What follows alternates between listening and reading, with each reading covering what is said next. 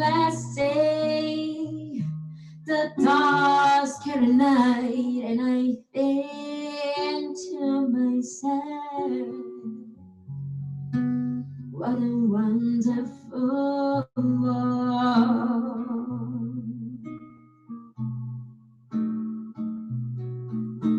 The colors of the rainbow, so pretty in the sky, are also on the faces of people going by. I see friends shaking and saying, how do you do? And they're really saying, I love you. I have babies cry. I watch them grow. They learn much more than I ever know. And I think to myself, what a wonderful world.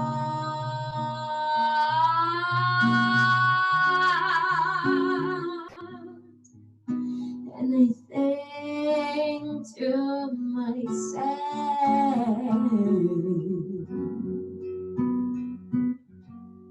what a wonderful world.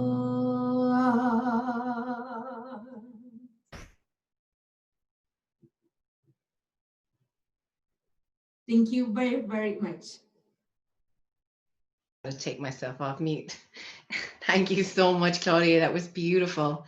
We are absolutely blessed to have two incredible performers kicking off the show. And without further ado, I think it's the perfect time to start. So, we're going to kick off with our first speaker. And each speaker that comes on has a specific topic to cover. So, I'd like you to pay attention to see what you can learn from it and see what you'd like to offer in return. And our first speaker today is Deo, and he's going to be talking about the stats on racism in Ireland. So Deo, over to you, and thank you so much. Thanks, Kira.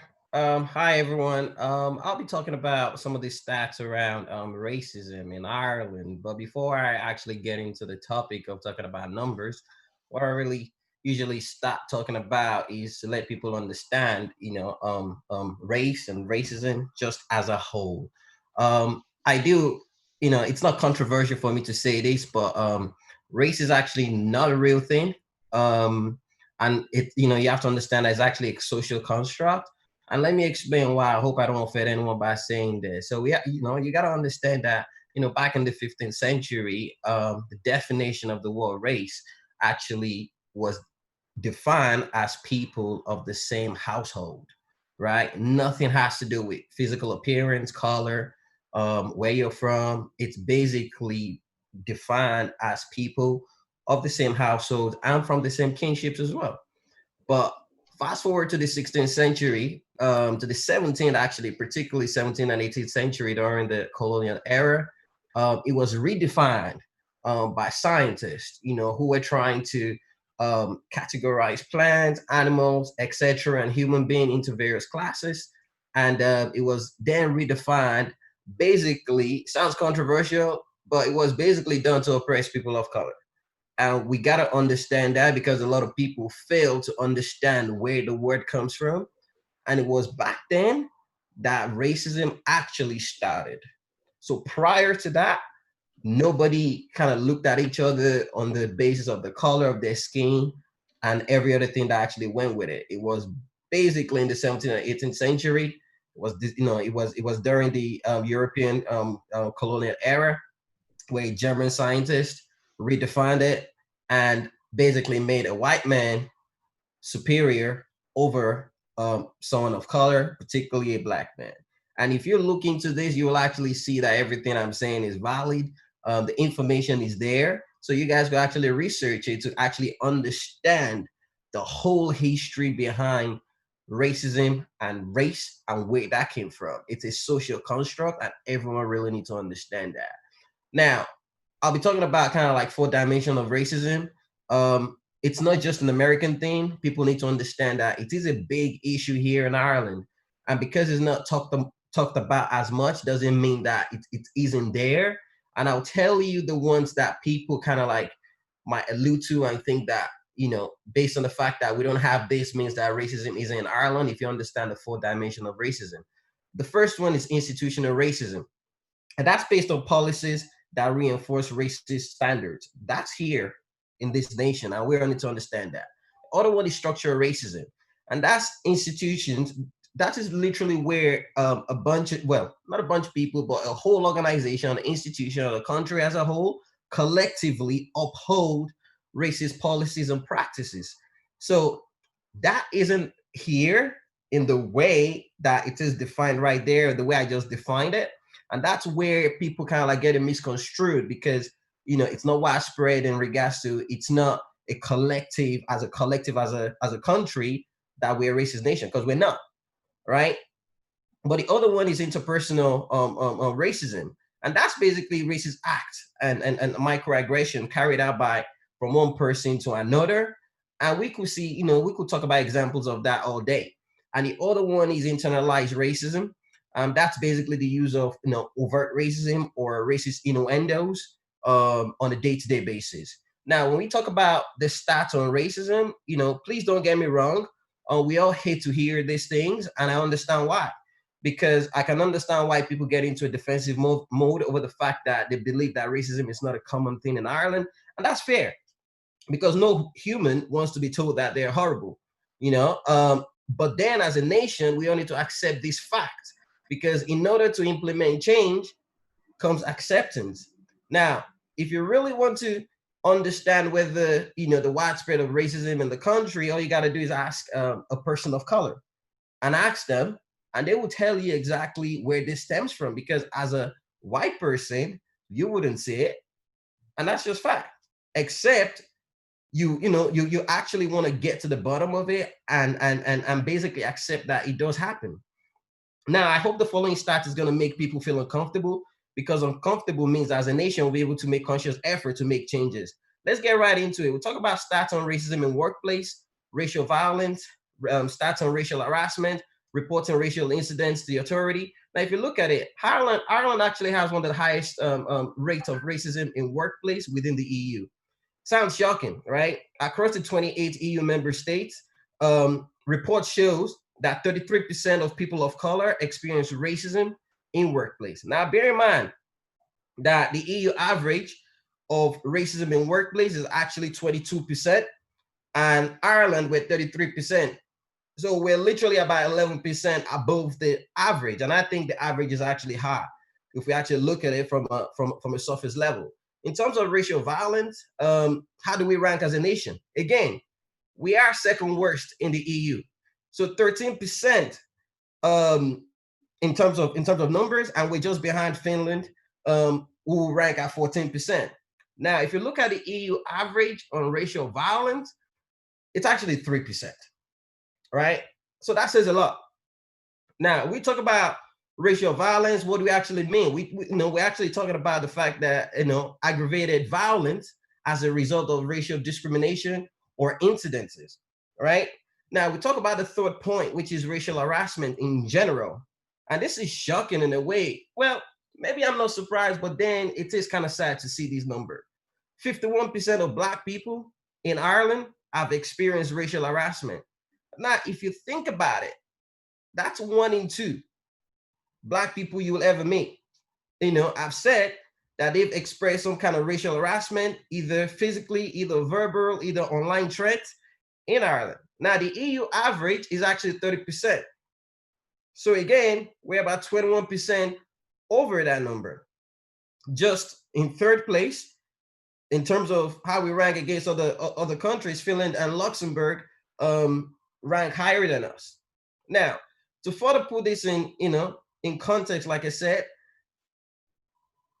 this whole stats it's actually taken from one of the European bodies. It's the European Union Agency for Fundamental Rights report, and they publish this report, I believe, on an annual basis. And to kind of like put everything again in context, the UN has actually recommended solutions to Ireland on how they could fix some of these issues as a matter of urgency, because we are actually way behind on dealing with racial discrimination or racism in the country. Now, on the final stats I'm going to share with you guys is so that you understand kind of like how the impact affect people. 20%, 27% of Black people have actually reported issues regarding racial discrimination. And that should say a lot of things to people, because at the end of the day, people feel like, why don't people want to report some of these things? Because they feel like nothing is going to be done. They don't trust the authority. They just get on with their day-to-day lives. That brings me to finally conclude on the stats to make you guys understand that as a nation, this is actually a big issue in the nation. And across the EU, we're not doing too good either. And we have a lot of work to be able to improve this. And that starts by accepting that it's a problem so that we can actually fix it. Thank you. Dave, that's really good and really insightful. And I would like to offer the opportunity now to bring Lee and Elaine and myself in to maybe discuss a little bit about what you've said. And if any of you guys want to comment maybe on what Dave has said, it would be super. So Lee and Elaine, come on in. Hi, thanks for introducing. I believe the statistics that Tanya has mentioned previously is in line with the INAR, the Irish National Refuge Report, because targeted groups in Ireland, the statistics sitting there, 37% of African descent are targeted groups. 20% of that is South and East Asians. 13 are other white EU members, and 14% of that is actually Muslim. That's the stats from 2019. There was an increase from 2018. And we have to remember that there's a fundamental issue with a lot of the global leaders at the moment. Our leaders, and especially from the States, is highly influential to the world. So one of the most powerful leaders, one of the most economic powers in the world, with their own leaders showing that they don't have the respect for foreign nationals, for people of color, it builds a stigma around the population that allows people to feel that, okay, the president is now systematically trying to bar immigrants across their state. And that makes people feel a bit more open to try and say the same things as a world leader. And it changes the mindset. I think re-education and allowing people to try and understand what people of color face on a daily basis is for me the main thing that people need to try and gather in their thoughts. And we have to be a bit more sensitive, because it is a very sensitive topic to address, and anyone that is non foreign national, they do not actually see that happening, or they don't understand the issues that we would face as people of color. But one of the main things I would say from that is the leaders, the global leaders, are the ones that need to set an example. Without that, if they set a poor example, people are going to follow it. If they set a good example, people will follow that. But we forget that they do have a high influential power, and we can push it all aside from political agendas or whatever it is. At the end of the day, they push people's thoughts and how people react to that in the public. For sure. Elaine, what would you like to contribute to that? And thank you, Lee.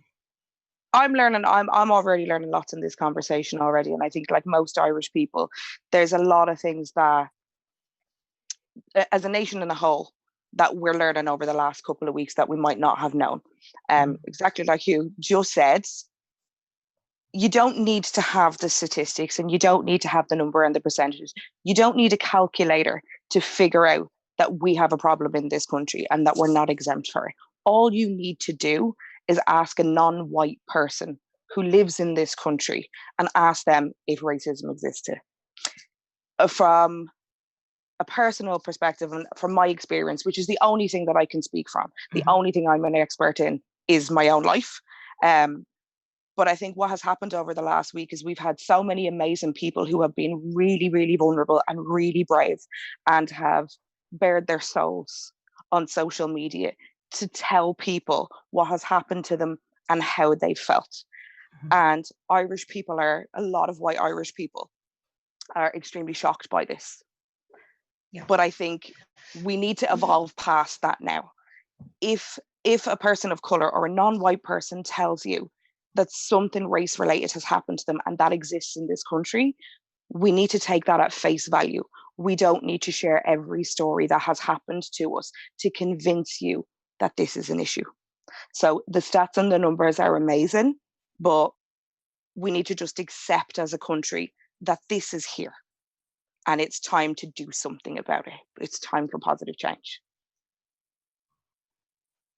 Yeah, no, and that's very true. And I like the fact that you're saying that to share from your experience, to share what you're an expert in. And I also have been doing so much of my own research over the last couple of weeks. And being really honest, I would never have done that research beforehand because I never thought I needed to. And that's not coming from a bad place. It's coming from a place of genuinely not thinking I needed to because I didn't know what I didn't need to know. But something that Lee said, which was really important, is that it's really important to accept that there is a difference. There is a very specific difference because it's there in front of you. And until we accept that difference, we're not going to ever be able to be equal or be the same.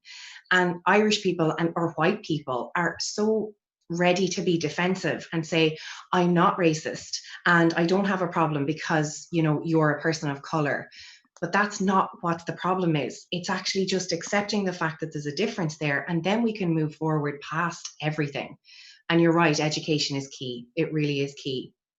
So thank you so much for both contributing. And I'm going to introduce the second speaker now, and that's Lee Trieu. So you're welcome, Lee, and Lee is going to be talking to us on experiences and current processes that are in place. Thanks a million, Lee. Thank you. I'll start off with actually current processes in place, and then I'll go into my experiences. So the current processes in place are actually in Ireland are direct provisions, structured racism, the need for criminal justice reforms, and the need for leadership and action. In relation to direct reforms, this was brought back in 1999 for a temporary emergency measure to accompany asylum seekers. It's a highly unregulated area. It has very inconsistent standards and practices, and it's largely contracted to private sectors. And a lot of the reasons that came through on the report is stating that there is safety concerns around sexual exploitation, abuse, overcrowding, lack of privacy, lack of kind of child-friendly facilities, and the LGBTQ groups and asylum seekers particularly are very vulnerable in this area.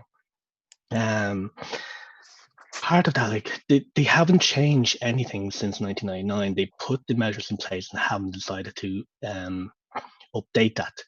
And leaving that area for direct provisions in the private sector, it opens up so many different vulnerabilities.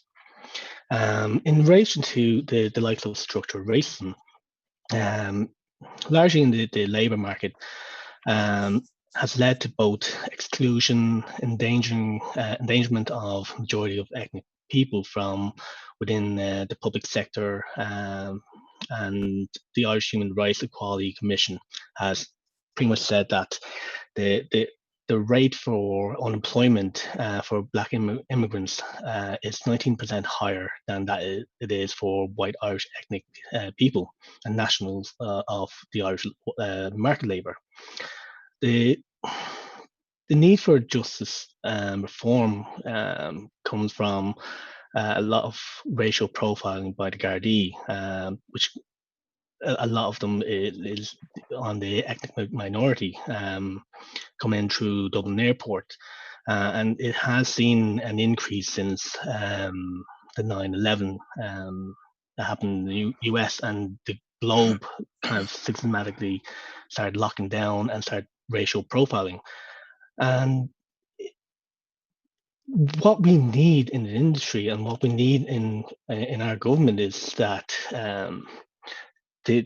for our leaders to actually step up to the plate and regulate and talk to even the likes of all the social media companies such as Facebook, Twitter, to have a bigger stance on their platforms to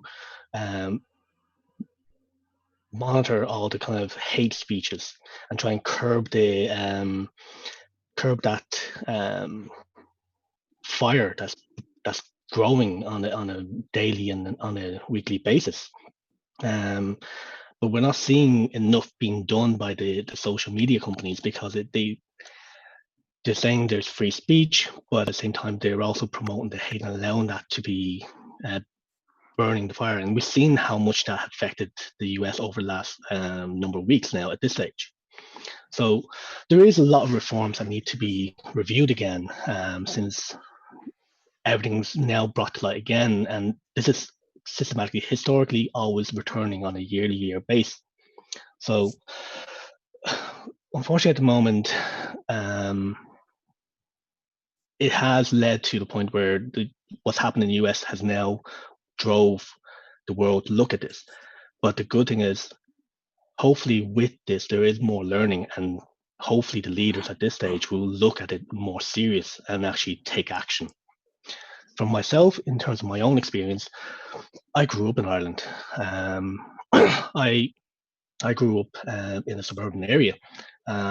I was one of the first Asians to be in my school, and systematically, I felt racist when I was younger. I was bullied. I was, on a daily basis, I would have 4 or 5 kids hit me, bully me, attack me after school, before school, and the teachers never did anything. So that was always really difficult. But as I grew up, trying to get into the work environment, a lot of the businesses back then just refused to take me on, and it was because of my color and my background. They didn't want me in there because they felt that they had this stigma of a lot of Chinese would have to work in a restaurant or in takeaway or cleaning or things like that. But over the years then after, as more migrants came over, more immigrants came over, more asylum seekers came over, when Ireland started growing, economy started growing, things have changed. And it did get better. But there is still a stigma around being a non-Irish national, not looking the part, not looking the same. It's still there. For example, it's been a short period before I had any recent experience, but I actually had one this Monday. And basically what happened to myself was I was going to a bank and I had a look. I was trying to enter the bank, but it was closed. And there was an individual there that I don't know what happened to him. I don't know what type of day he had, but he decided to step out of his car, start saying something that was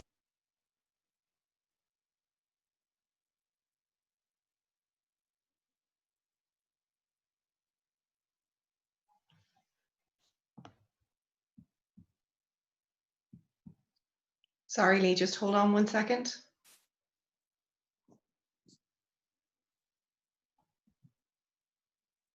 Can everyone hear him, or has his sound gone? No.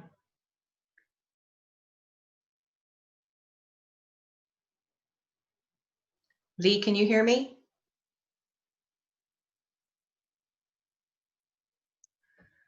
He can't hear us either. Maybe he has his microphone in. His sound is gone. Yeah, you're back. No, you're gone.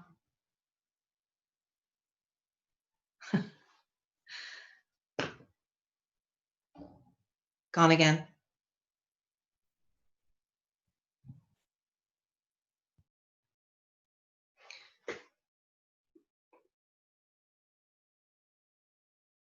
Can't hear you, Lee.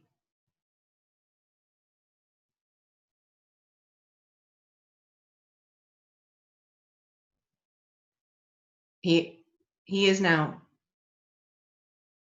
Can you test your mic, Lee?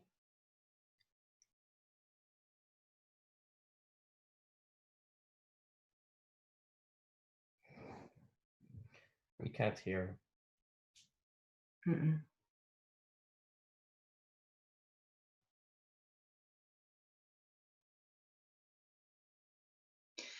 When the country went into lockdown, the one thing that we forgot to do was increase the broadband speed. Mm-hmm.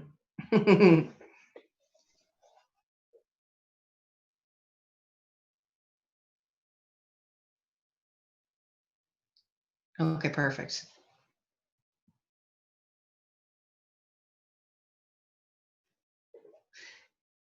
He's got 3 minutes if he can fix his mic, but if not.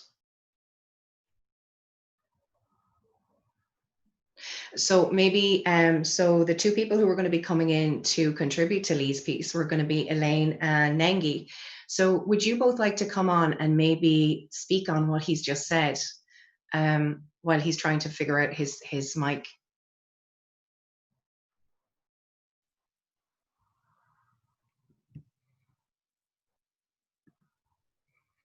Elaine, what's come up for you through that? As I said a second ago, what's really resonated me with there is Lee sharing his personal experience, and what's come up for me with that, just on his story that he's just told, is I think as a country, because we feel like racism is new here, because it's something that we don't have in Ireland, which we all know is 100% not accurate. Mm-hmm. What I think as a nation we sometimes forget is a lot of the time Irish people see race as only one of two things. We see it as black and we see it as white. So for those people who say I'm not a racist, it means they might not say something inappropriate to me, or they might not say it to lots of people that are in this screen right now. But I think we need to evolve past what race is not just a black and white issue. We have a huge Asian community in this country too, and they don't always see the derogatory terms or the way that they speak to Asian people and the things that they say and the names that they call Asian people as being race. I think when it comes to racism, black and white, this is coming from, as you just said earlier, the 17th century. So people have been kind of marginalized and they've been put in their box according to race. I think when it comes to black and white people, for a much longer time. But this country can discriminate against lots of people that are just non-nationals. And I think the Asian community get that quite a lot, but that's not seen as being racist because they're not black. Yeah. So I think we need to accept that racism does exist here, but it also the discrimination stems further than just the depth of your skin tone.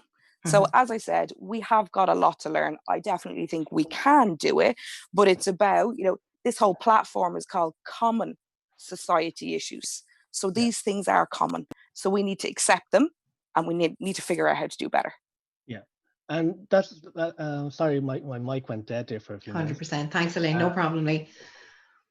But basically, it has, well, what I was trying to also finish off saying earlier was that with COVID-19 coming through and over the last couple of weeks, it has brought up those racial remarks again, because now people are systematically targeting Asian community by stating that it's a China virus. And one of the media, the Irish Mirror, actually posted and put on their front page calling it the China virus instead of the coronavirus when it originally came out. And wow, I actually had contacted the Irish Mirror with the Chinese embassy, and we lodged a complaint against them, and they Well did done. retract it. But they weren't very easy to retract it. They did fight back with us, but that is coming from a media source, and that is showing the public that, oh, it's okay to do that. Mhm. Okay to It's say that, influential. yeah, exactly. Yeah. But for me, like, even the first week after COVID and after lockdown, I was going to a supermarket with my family, and we were going to a local shopping center, and there were people out there shouting at us to go back to China. I'm not from China, but like they're still telling me to go back to China. It's so And bad. Ireland's my home. I lived here all my life. I grew up here.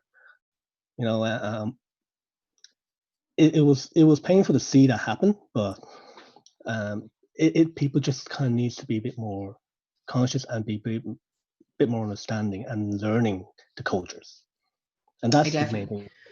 I definitely agree. And as you said, education is going to be key. I just want to see if Nengi wants to come in and maybe contribute to anything. Have we got Nengi?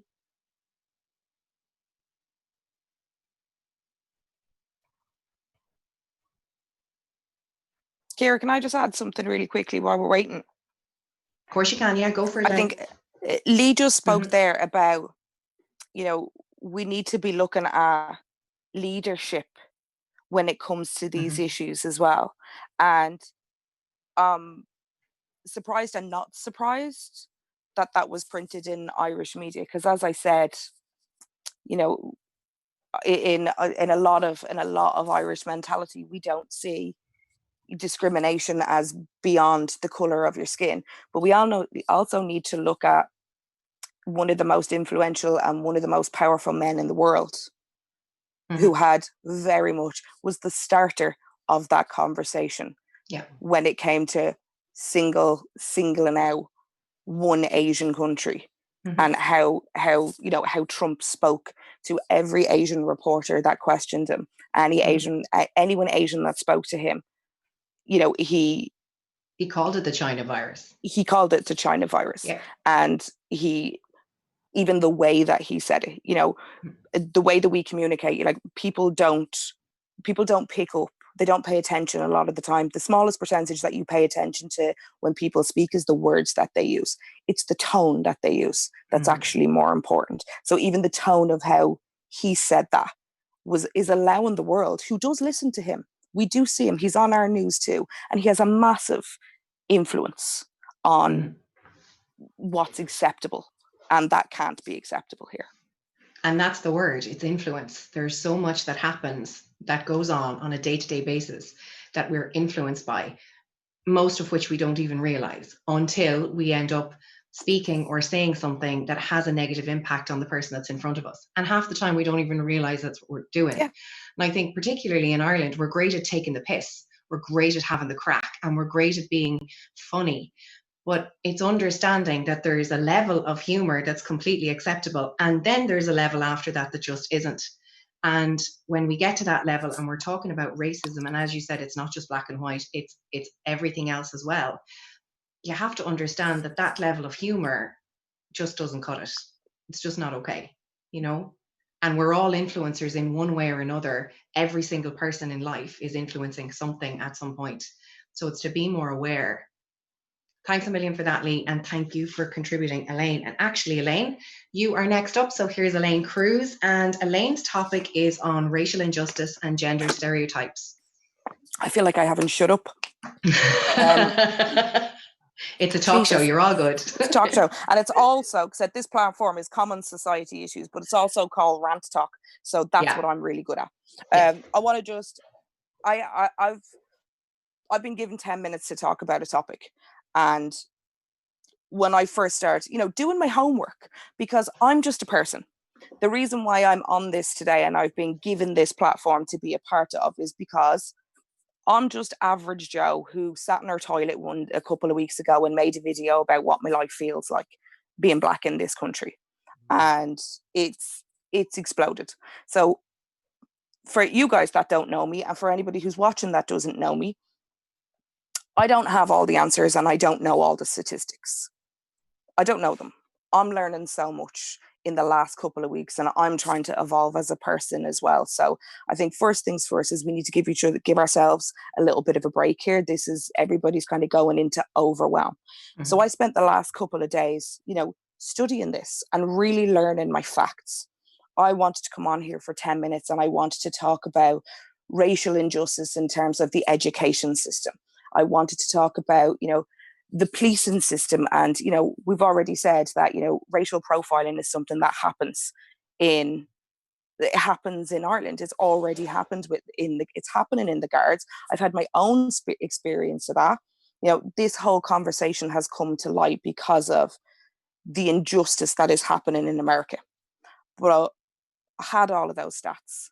But just before we went live, I decided to rip them up. You guys seen me do it. Yes, you did. Because I did. I absolutely did. Because as I said earlier, I think me sitting here and trying to race-splain to people and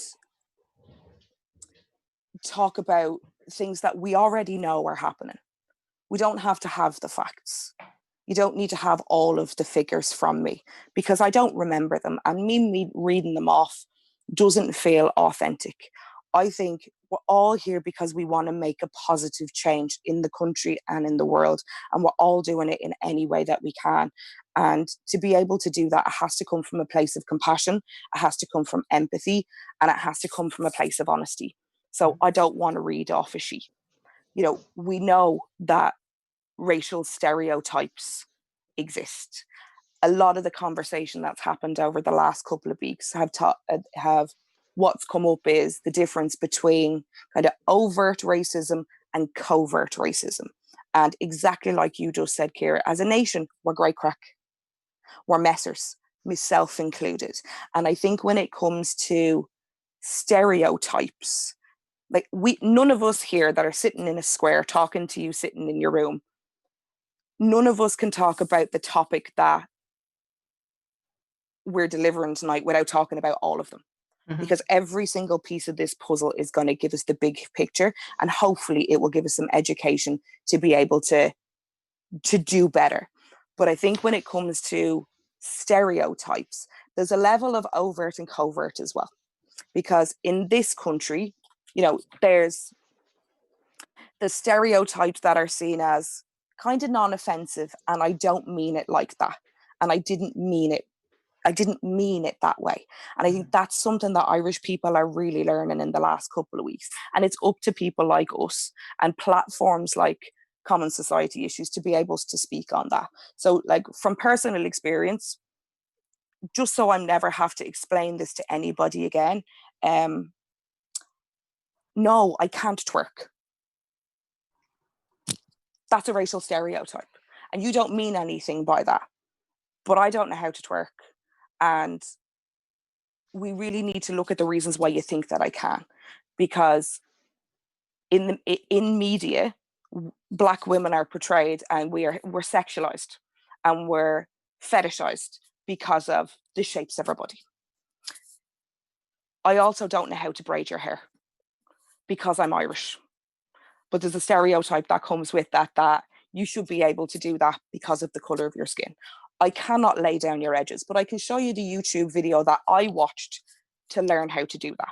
Now, these are all the small ones, but they're almost like we've heard a lot of talk about microaggressions, mm-hmm. Those covert, almost insidious things that we get said to us on a daily basis. But I think we need to look at stereotypes in the same way.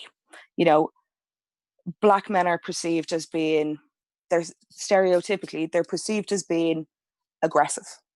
They're perceived as being violent. That's what people see. I'm sure you guys sitting in this square, I would be very surprised if you hadn't gotten into, if you got into a lift and an Irish white woman got in there, that you would automatically make her feel uncomfortable because there's a stereotype around. And we need to remember, we need to look at the world around us. We need to look at the media that we consume. We need to look at what influences us. And I think this is the time. We know that they exist, but we need to start challenging them. And every one of us here today and everyone that's listening is somebody that wants to do better. We're all here to do something really positive. And we might think as an individual, I can't change it all. I can't make the bigger picture. But every person here has a responsibility. And you have a responsibility to yourself to be able to recognize the stereotype, to be able to see the injustice, and actually to be able to sit with yourself and think about, why is that a stereotype? Why do I think that way? Because unless you have that internal conversation with yourself, we can't have it with anybody else. So, you know, I've already cried. I've already cried, and since we came on here, and it was actually because of the two girls' songs, and that's why one of the reasons why I just want to speak my truth. We individually, we have a responsibility now to start looking at diversity. We need to start using, you know, when you pick up a magazine, how diverse is it? When, you know, COVID is lifted now, there's a lot of us that are going back to work and we're going back to the workplace. So we can talk about racial injustice overall, or we can start with our own industries and we can start to question things. So by the end of this show, you will have learned a lot. So all I can ask you to do, if you want to be an ally and you want to make positive change in this country, is sit with what you've learned. Learn a little bit more, dig deeper if you need to, but you need to start challenging the injustices that you see. You know, Kira sang a song that was Stand By Me, and that really, really touched me in all of the fuzzy places, because this is what this whole conversation is about. It's about standing by us. You know, we've just learned that race is a social construct and that it means people of one house. So if that's what we want to get back to, we need to bring the humanity back. And that has to start with us challenging, opening our eyes, accepting that these things are here and looking for them in our normal day-to-day lives. And it's time that we challenge them, because we are a small country. We've stood for amazing things, and we've been so forward thinking in the things that we've done with, you know, the referendum. We've repealed the 8th. I can guarantee you that if we could vote on racism, if we could vote out stereotypes, and if we could vote out racial injustice, we absolutely would. But unfortunately, it's not that easy.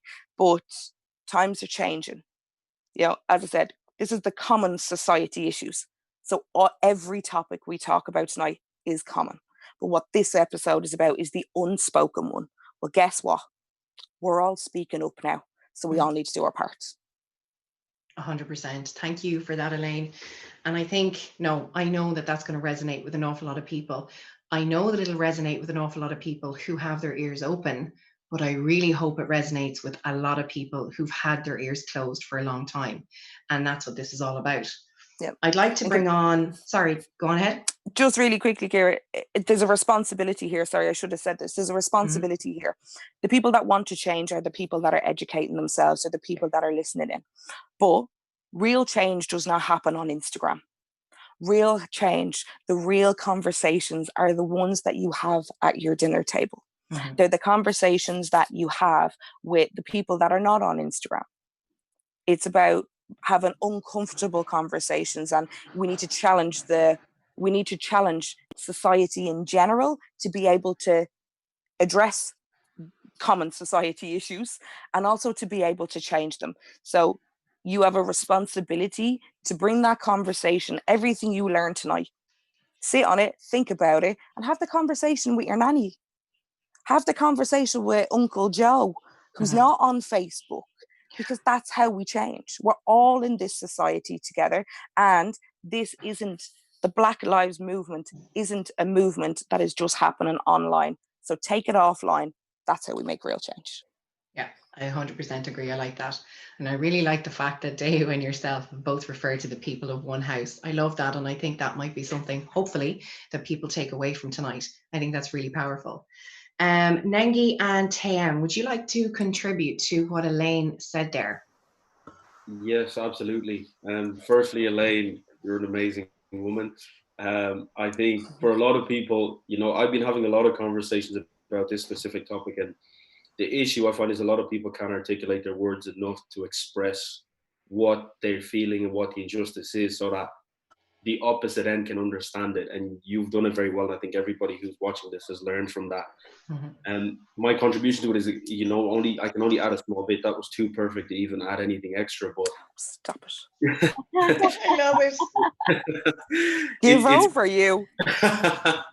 It's the silence. And I had a conversation with my company because I had to speak up, and our company didn't release a statement or anything to support the employees. And, you know, I had a conversation with 80 employees in our company. And the conversation was that it's the silence that says to the world that it's okay to allow the racism to go on. It's like you're seeing somebody getting bullied on the street, and you just walk by. The bully thinks it's okay. You know, another factor somebody mentioned, the media as an outlet that allows all these things to be okay. And it's how the stereotypes are branded on the media, and sometimes the fact that it's not highlighted on the media, that everybody else is like, well, it's not really going on. Nobody's highlighting it to say there needs to be a change for this. So again, it's about having the uncomfortable conversation. These are really tough conversations for both sides. For, you know, people of different culture and even the Irish people, I think this is a lot to be hit with, and it's uncomfortable. But the only way we can make change and realize it is the uncomfortable conversations. And to, you know, people who are affected, you have to speak up. This is my thing. There's no point keeping the anger in and saying, oh, there's racism and there's this, and you don't speak. Because if you don't communicate, the person on the other end can never know what you're going through. They can read 1,000 books, and I'm sorry, like any, you know, white person can read 1,000 books on racism. It's not the same until you hear about what your neighbor is going through, living where you live, and that you can actually make a difference by just using your voice. Mm-hmm. That's all I want to add to that. I can't add any more because the message was very clear for me. Empathy and compassion. Yeah. We're all human. Yeah. Love it. Love it. Thank you, Tam. Nengi, would you like to contribute? Yeah, great job, Elaine. I think I'm on the same page with time. There's almost nothing to add to that. It was spot on. But there's something I want to highlight a bit more, and just what you just said, and that's taking a bit of what time has said and just highlighting a bit more. It is about the media. Okay, so I met a girl some years ago who told me that your English sounds too good for black girls, and then another person had told me that oh, how about the hungry children in Africa? Do you get to meet them when you go to Africa? And I was like, really? Who is feeding you all of this? So obviously she's not been to Nigeria where I come from. I'm in a great country where the streets are great and the houses are beautiful. Like in my time, there's 24 hours light supply. She hasn't been there. So she's not been to Africa, she's not been to Nigeria, but all she's relying on is what the media is teaching her. Mm-hmm. So the media is teaching people how to see a certain group of people, and they are portrayed as hungry set of people who always need help. But that's not the truth. That is not the truth. So it's actually addressing the media and making sure that whatever they're showing is checked. And it actually is a full representation of a group of people that they are portraying. Because those things feed the people who haven't been there and who are not privileged to see those sort of people who they really are. So it's just going back to the media because they are feeding the minds of people, and that affects how they respond. 100%. And thank you for that, Nengi. And so when Lee actually took it upon himself to go ahead and, you know, go against the media, who he had seen had written something that was wrong and that shouldn't have been in it, that's what it takes. It takes actually stepping up and saying that's not right. And it doesn't just take it from people of color. It takes it from everybody. We all need to be doing the same thing and singing off the same hymn sheet and saying that's not okay. It's not okay to say it. It's not okay to do it. There is a line, you've crossed it, and let's move back from it. And getting those apologies and getting those retractions from people, because they have to take accountability. At some point, it's not about judgment anymore. It's about accountability. It's about meeting yourself, seeing yourself in the mirror and saying, what I've done isn't right. And I can take accountability from it, and I can step back and I can say I'm sorry, and we can move forward. But until that happens, it can't happen. Okay, thank you so much, guys. So we are going to take our first break and finish up the first half of our show. And I'm really hoping that the excitement and the learning from people who are watching is as cool as it is in here, because honestly, I'm learning a shitload. And we are going to have two performances again from our gorgeous singers. So Claudia is going to kick it off first and Kira is going to come in with a song after. So take it away, Claudia. Cheers. Thank you.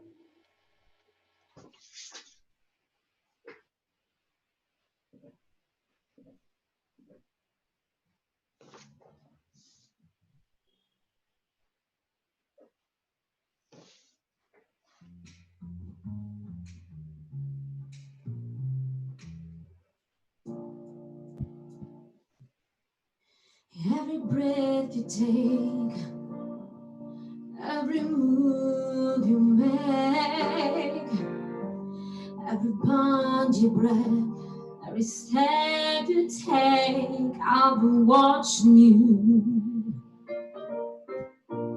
Every single day, and every word you say,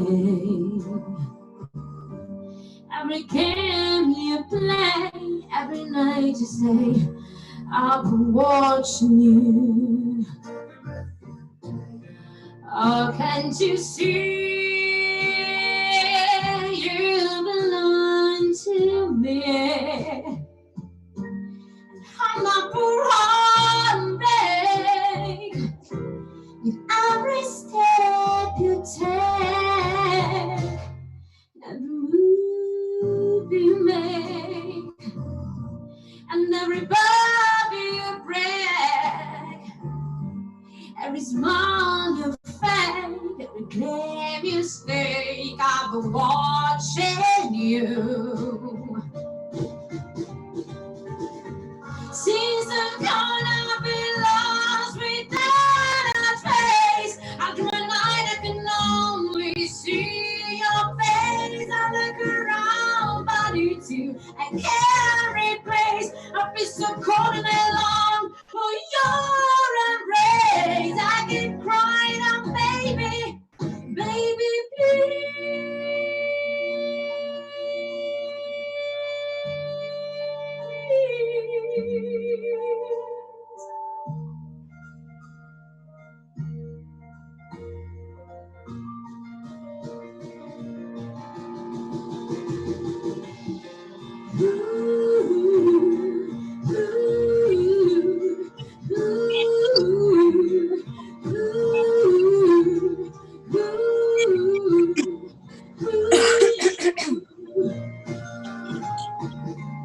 Oh, can't you see?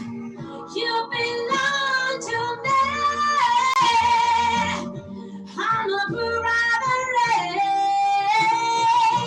in every step you take, every move you make, and every step you take, every smile you fake, every claim you stake, I've been watching you.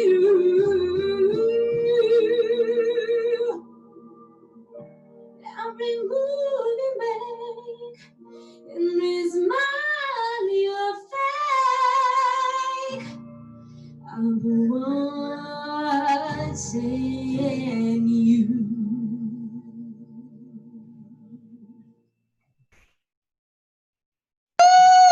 Oh my goodness, girl, you can sing. Thank you very, very much for this opportunity. Oh my goodness. Oh my goodness. Oh my goodness. Thank you. Thank you. Thank you.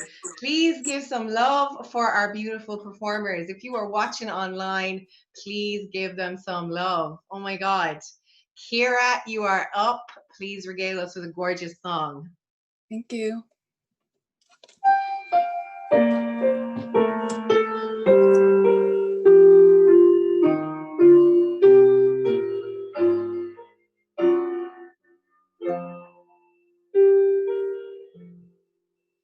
I was born by the river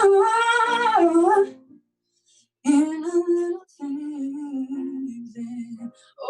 just like that river. I've been running ever since. It's been a long time coming, but I know change gon' come.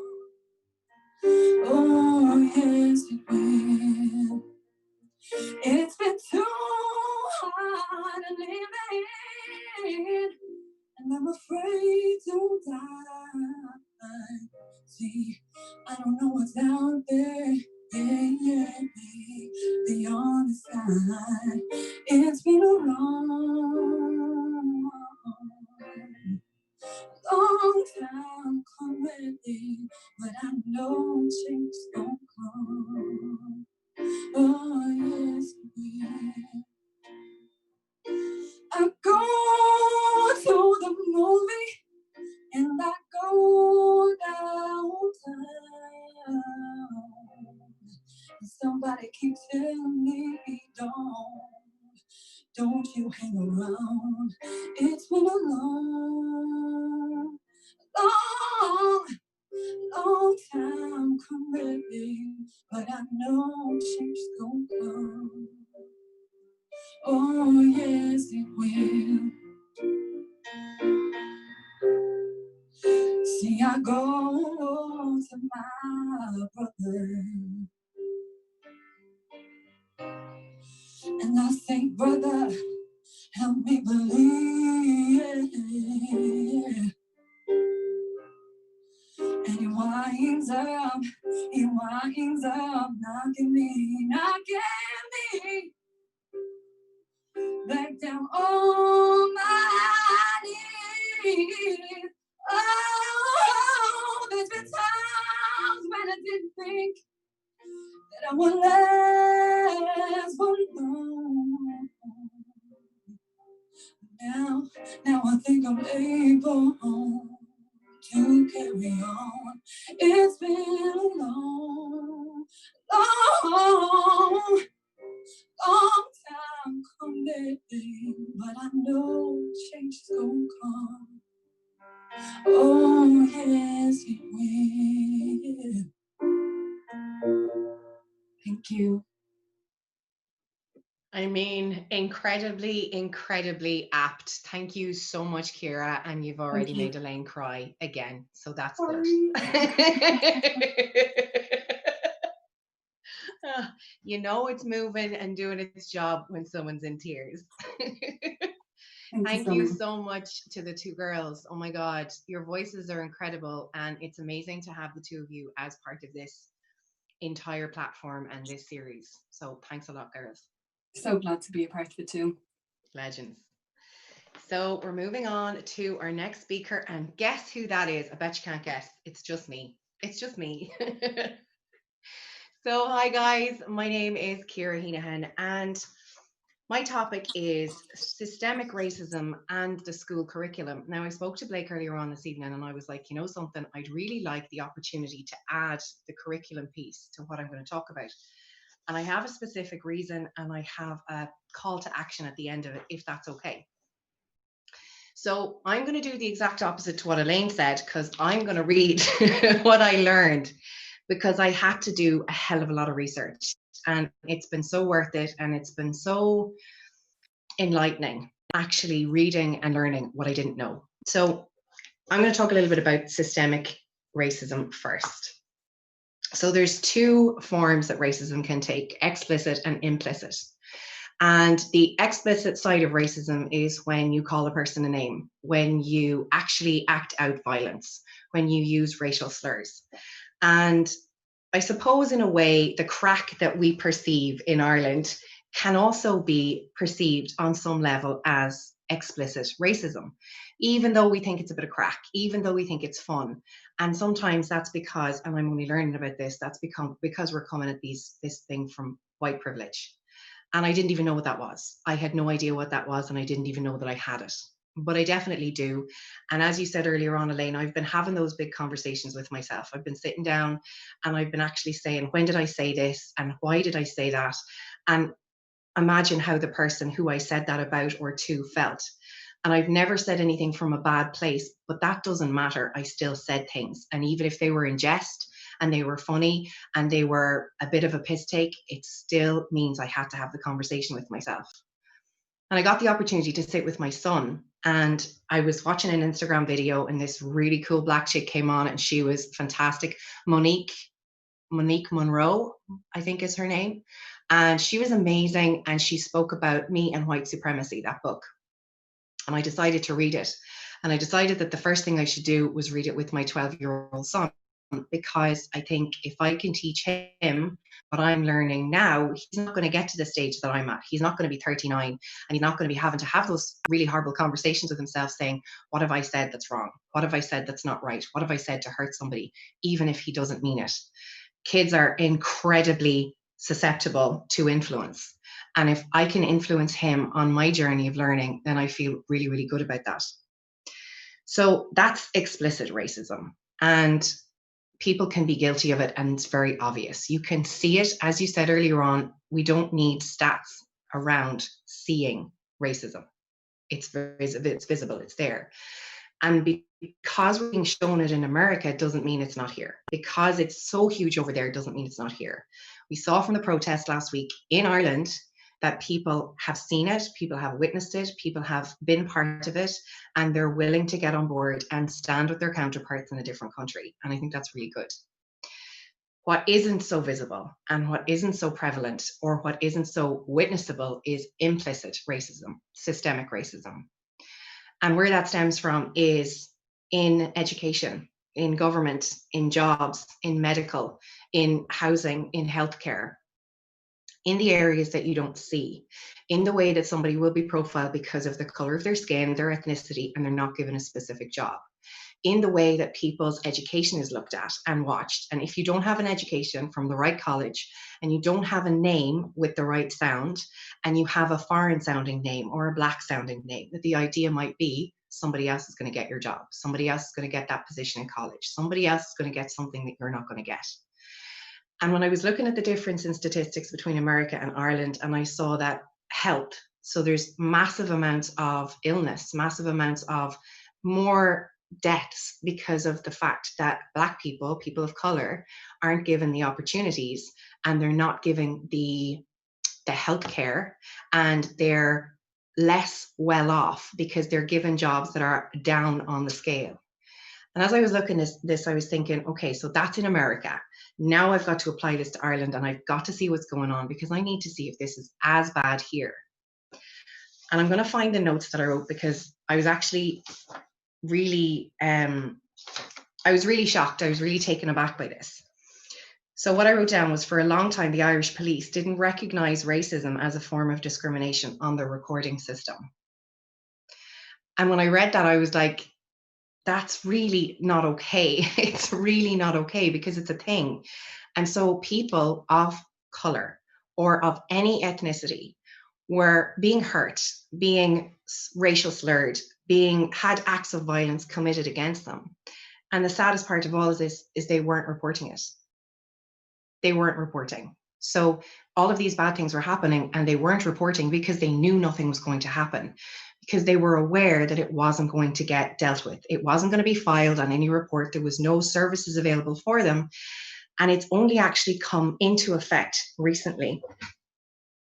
So what else came up was that there is a huge requirement for institutions and state bodies to have better policies. And again, that's something I think that we're all aware of. That's something that we don't need to have written down, and yet we do. I needed to know that, because I didn't know that. I didn't know any of these things. And so by learning them and by writing them and by speaking them here, I'm hoping that more people will actually become aware of what they don't know and what they need to know.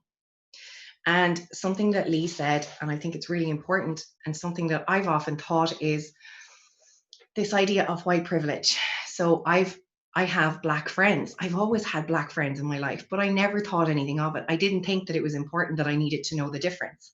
I would say, I love my friends, not I love my Black friends or my white friends or any of those kind of friends. I would just say, I love my friends. But I wasn't noticing any difference between us. And so by not noticing any difference, I wasn't actually noticing anything that they were going through that I didn't understand. that comes back to that piece on white privilege, which I didn't know anything about. So all of these things that I'm learning and all of these things that are really important have led me to do this research, and it brought me to education. And that's the piece that I really want to focus on. So I was creating, and I have been creating, a 33-week program that I want to roll out in schools, from national schools to secondary schools. And it's a 33-week program on emotional intelligence, which is something that I coach on. And as I was doing the program, and I was feeling so excited, and I was feeling so inspired and really proud of myself for what I was doing.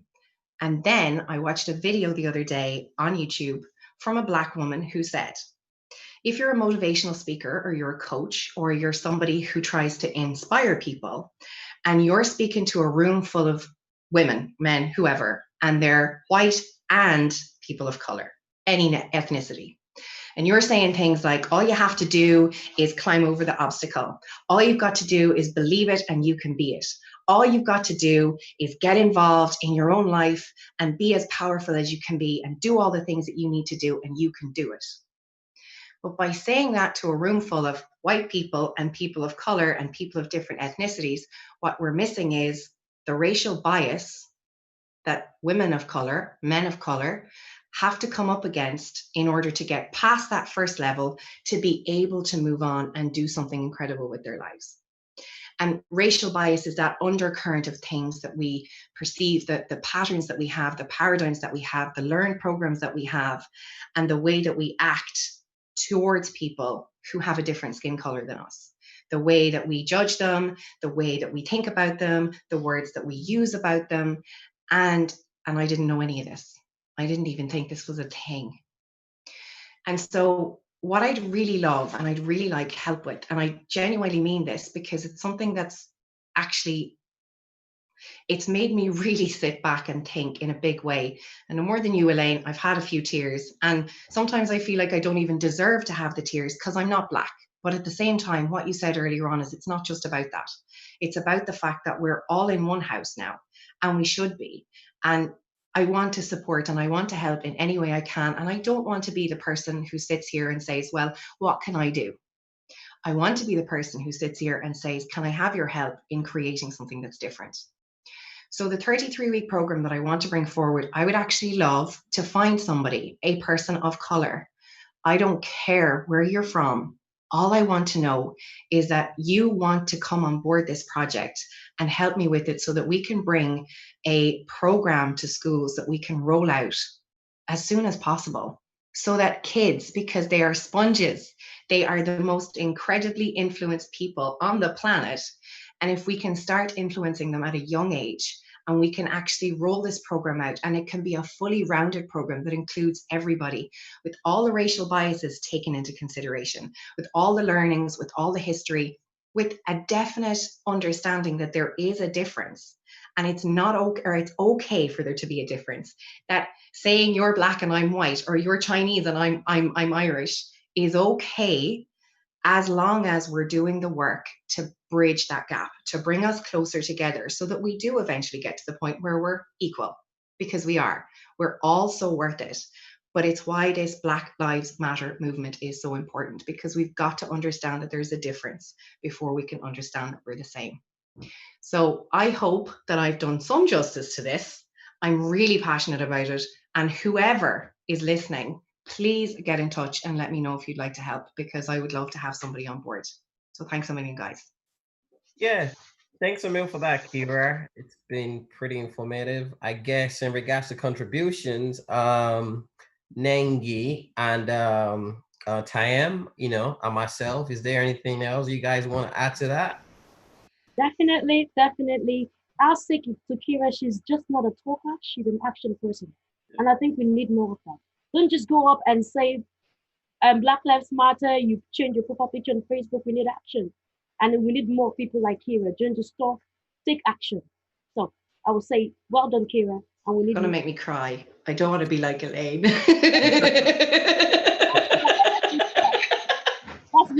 Thanks, Nengi. Action, not just talk. Talk is cheap. Action is what is needed. Yeah. And I think to add to that, like that's an exceptional action plan, because that's generational changes, and Mhm. these are the things that, you know, it changes generations, it changes countries, and the education is a big focus because that's where a lot of young people grow up and they learn it.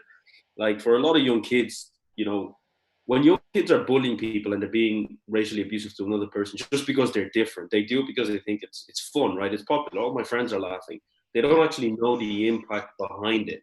But if you can educate people at that early age, those are some of the things that will change their lives forever. And when they see bullying happen, they'll be able to step in and to recognize that, look, there is a difference, but we're still the same. And it's actually more popular for me to defend them than for me to put them down.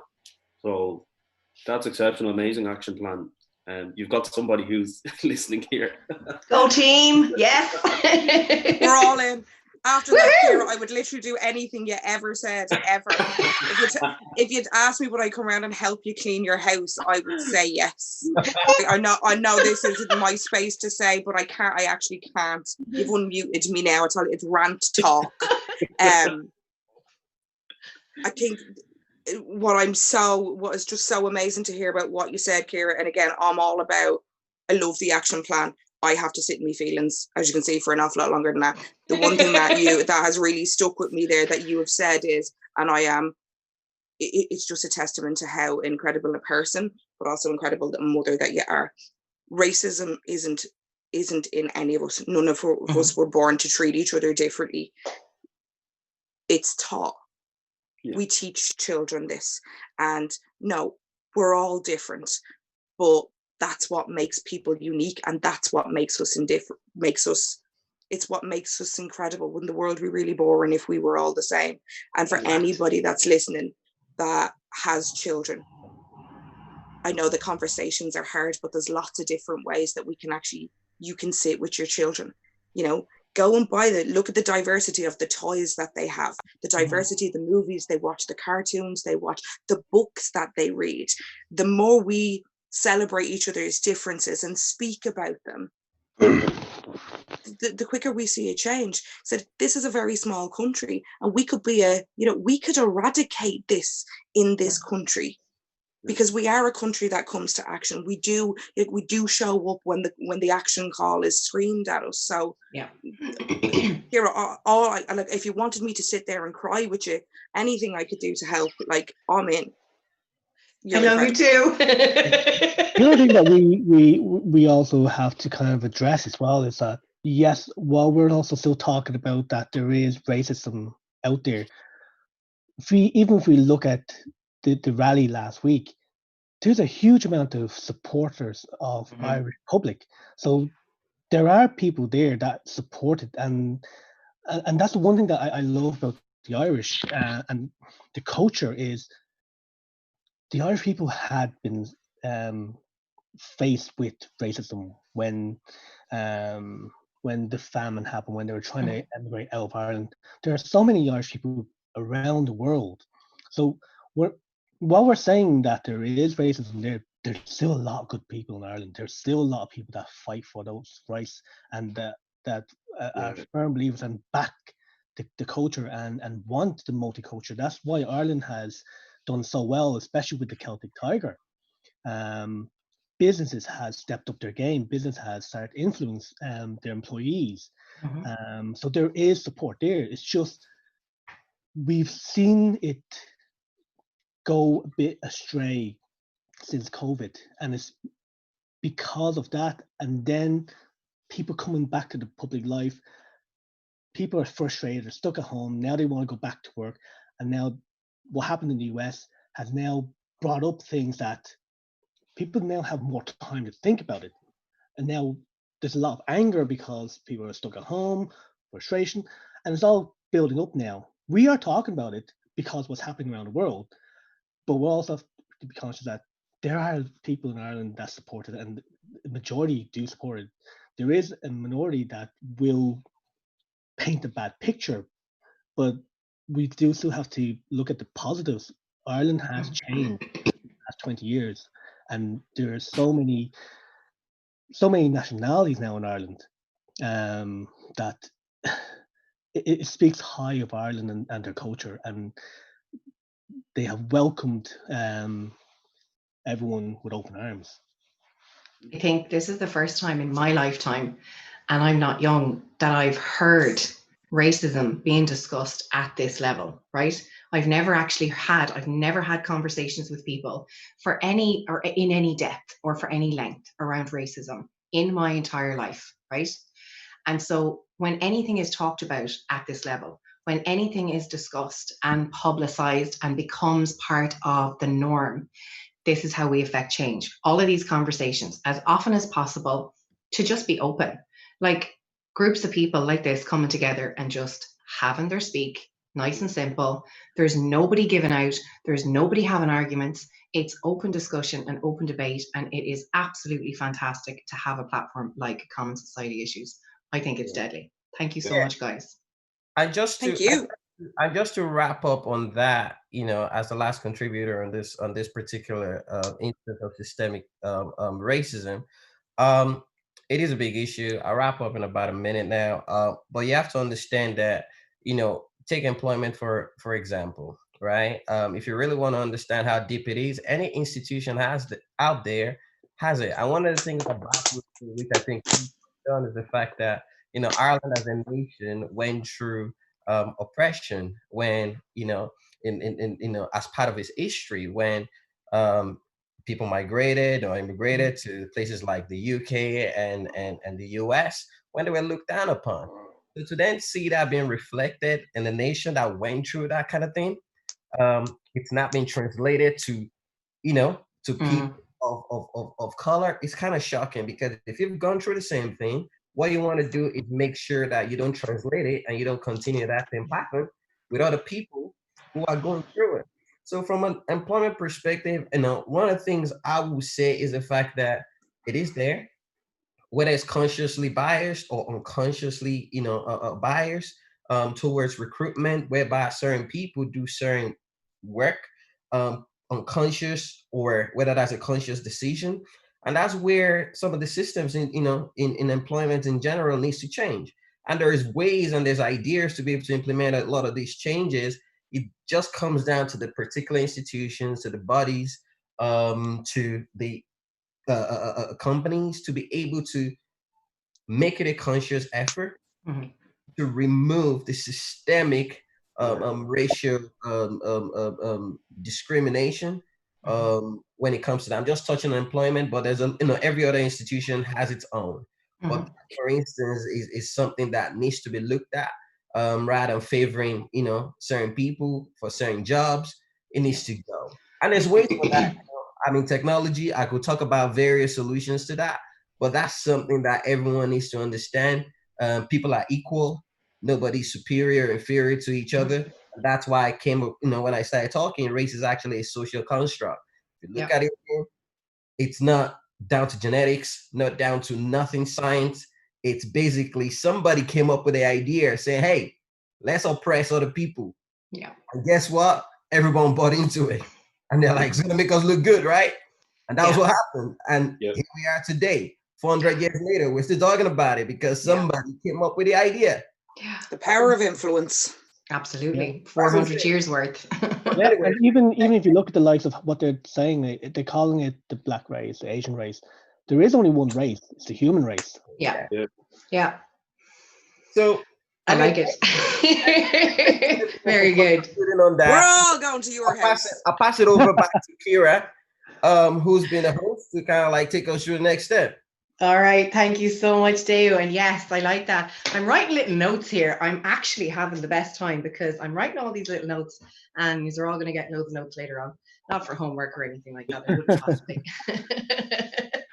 Okay, so thank you so much for all your contributions. And we are going to our next speaker. So our next speaker is Nangi Benstow, and she is going to be talking about diversity in entertainment industry. So Nangi, take it away. Thank you so much.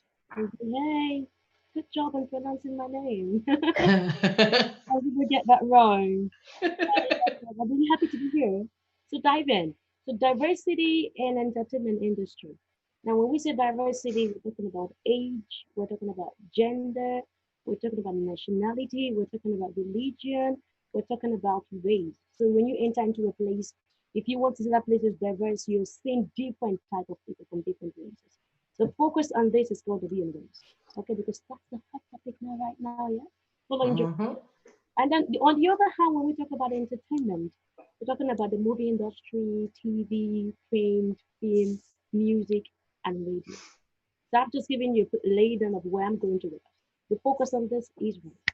Now I'm starting out asking you a question, you who is listening, and those who are here with me.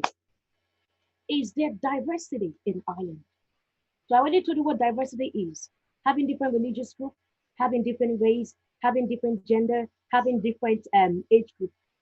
So when you look around your schools, when you take your kids to school, when you look around your place of work, when you go into the health system, when you look at the doctors in the hospitals where you go to, when you look at the politics, the governments, people who are making decisions on law, do you think there are different genders? Do you think there are different races represented?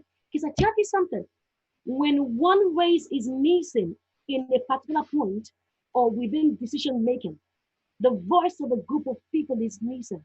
So you can't come tell me about what it means to be a woman if you're not a woman. You can't come tell me what it means to have a black voice head if you don't know what it means to be black. So that's what it means in essence. So I'll leave that question with you. Is there diversity in Ireland? I can only speak for Ireland because right now I'm in Ireland. I'm asking you that question. Do you think there is diversity in Ireland? So I'm just going to start by answering a bit of that, okay? So currently there is an event, an organization called Girl Work for immigrants, young ladies in Ireland. So I'm speaking on the point of music now. So there was this event put together to make sure that girls in the music industry are represented. And also the Irish film industry or the Irish Film Board regarding music and writing, they came up with 400,000 euro funding to ensure that writers and music producers are brought on board. Okay. I'm a co-presenter with Spirit Radio, and I'm representing the urban voice. So Spirit Radio is owned by an Irish person, and they're bringing me on board with a few other Africans. So we want to have the voice of Africans here, and that is on Spirit Radio. Just last month, so I asked you a question, and I'm answering my part of the question, and I'm going to leave you to answer the question for your own self. So last month there was a release made, and it was on music. I do sing as well, so that's why when the girls were singing, it kind of caught my attention because I sing as well. They had an Irish voice. It was more like a music put together, representing all the gospel singers in Ireland, and I was part of that. The Taoiseach actually applauded that it was an OTE. They had Nigerians in it. They had South Africans in it. It was actually it was like because there were women and there were men in it. So this is what I've been doing. On the other hand, I was listening to a lady, and she said whenever she goes out to sing, when a white person is saying something, it is taken on straight away. But if she's having to say it, she'll have to say it 5 times before she's been listened to. And I'm speaking from my own point of view. Sometimes when I go out to sing and I'm wearing an apple hair, which I'm not wearing today, I'll meet some people who are going to say, "Oh, can I touch your hair? Oh my God, is that your hair? Can I touch your hair?" And that's just fine.